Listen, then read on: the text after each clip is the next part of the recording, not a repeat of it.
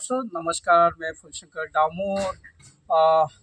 आज हमारे जो पंजाब केसरी की न्यूज़ की जो टीम है वो आ, अपने 84 विधानसभा के नव निर्वाचित बाप पार्टी के विधायक राजकुमार जी रोध को हम सबसे पहले नव वर्ष की बधाई देते हैं। सर, नव वर्ष की बहुत बहुत बधाई। आपको भी यो नए साल की जो कैलेंडर के हिसाब से जो नया साल है उसकी आपको हार्दिक शुभकामनाएं, बधाई। वैसे हमारा जो मूवमेंट है, हमारी जो विचारधारा है, उसमें हम नया साल बहुत कम मनाते हैं, क्योंकि इस नया साल को लेके इतना एक भ्रमित है लोग।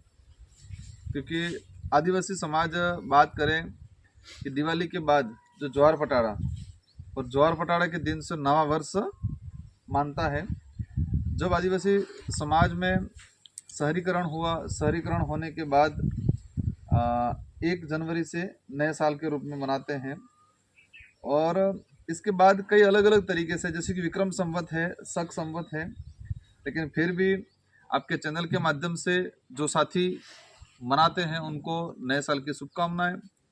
लेकिन आदिवासी समाज पूरे देश के अंदर एक इस दिन को अलग नज़रिए से देखता है। इस नज़रिए से इसलिए देखता है कि इसी दिन 1 जनवरी के दिन ही वर्तमान झारखंड में लगभग 40,000 के आसपास आदिवासी समाज को मारा गया था।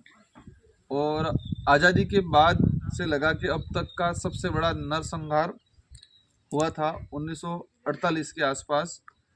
और एक दिन के अंदर 40,000 के आसपास आदिवासी को इसी दिन मारा गया था। इसलिए कई जगह आदिवासी समाज में हम खुद इस दिवस को एक शोक संदेश के रूप में भी मनाते हैं।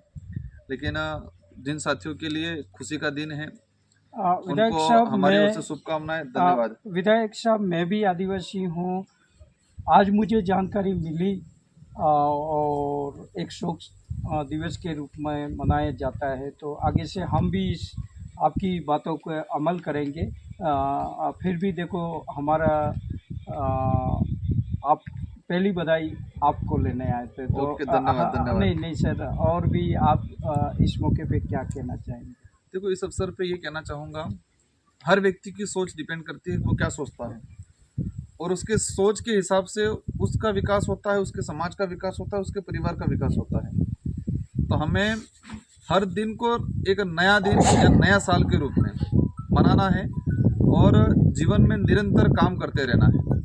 कभी ये नहीं करना है कि कई जब हम देखते आ रहे हैं अभी, जैसे कि नया साल है, कोई कहता है 31, इस तरह से रात को पार्टियाँ होती हैं, एक्सीडेंट होते हैं।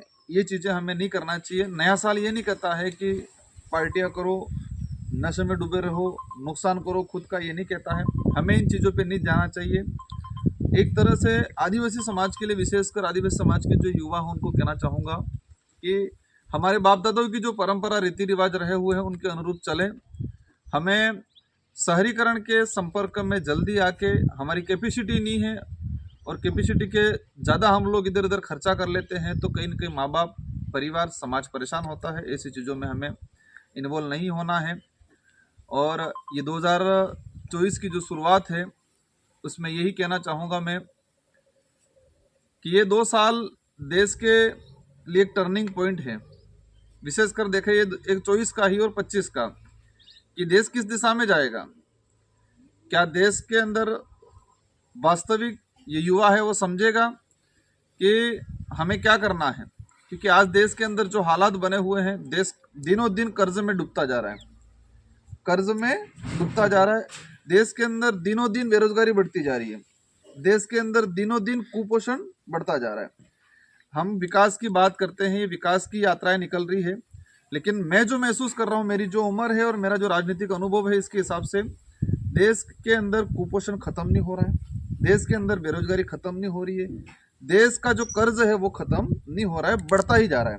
जिस तरह ईस्ट इंडिया कंपनी ने देश को लूटा था, और मेरा जो एनालाइज है, मुझे ये लगता है कि वर्तमान सरकारें ईस्ट इंडिया कंपनी से भी ज़्यादा बेहतर तरीके से, बुरी तरीके से देश को लूट रही है।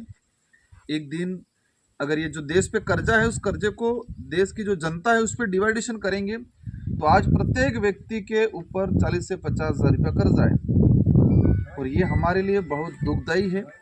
मैं देश के युवाओं को आज के दिन ये मैसेज देना चाह रहा हूँ कि हमें समझना है, तर्कशील बनना है और इतिहास को समझना है, वर्तमान को समझना है। इतिहास और वर्तमान समझ के भविष्य के लिए निर्णय लेना है और हमें सारी चीज़ों को नज़रअंदाज करते हुए हमारे युवाओं की जो ताकत है, पहचान है, उसको अपने आप में अमल करना है और उसको धरातल पे लागू करना है। क्योंकि देश के इतिहास में आज़ादी का आंदोलन देखो तो युवाओं ने छेड़ा, देश के अंदर परिवर्तन होता है तो युवा करते हैं। तो युवा से अपील करना चाहूँगा कि देश को बचाना भी हमारी जिम्मेदारी है। वर्तमान की जिम्मेदारी हमारी है कि हम भविष्य का कैसा निर्माण करेंगे।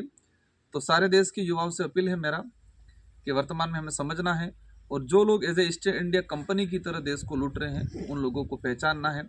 ये लोकतंत्र है और लोकतंत्र के पास हमारे पास एक ताकत है, उस ताकत का सही तरीके से इस्तेमाल करना है। धन्यवाद, आभार, जोहार। विधायक साहब, आपकी पार्टी ने पूरे जो नई वाह पार्टी शुरुआत हुई, कम समय में आपने इस एरिया में बड़े राजनीतिक लोगों का उलटफेर कर दिया पार्टियों का। तो अब जो आने वाले चुनाव हैं लोकसभा के, उसमें आप किस तरह से अपने पार्टी के उम्मीदवारों को पूरे देश में या राज्य में उतारने जा रहे हैं?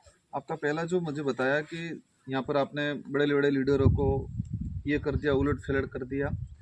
देखो, हमने एक ही चीज़ किया, मैंने कुछ नहीं किया। मैं कई बार ये कहता हूँ कि मैंने कुछ नहीं किया है, 84 की जनता ने किया है। मैंने एक ही काम किया, 5 साल मुझे जिम्मेदारी मिली थी। मैं पूरे संभाग, उदयपुर संभाग और बांसवाड़ा संभाग की बात कर रहा हूँ। नहीं, मैं जो आपकी पुरानी जो मेन बात है उस पर आना चाहूँगा कि मैंने कुछ नहीं किया है, 84 की जनता ने किया। और 84 की जनता लोकतंत्र की ताकत क्या है उसको समझी। आपकी जानकारी के लिए और लोगों की जानकारी के आपके चैनल से जुड़े हुए लोगों के लिए बताना चाहूँगा कि आज से आप सबको मैं 10 साल पहले ले जाना चाहूँगा।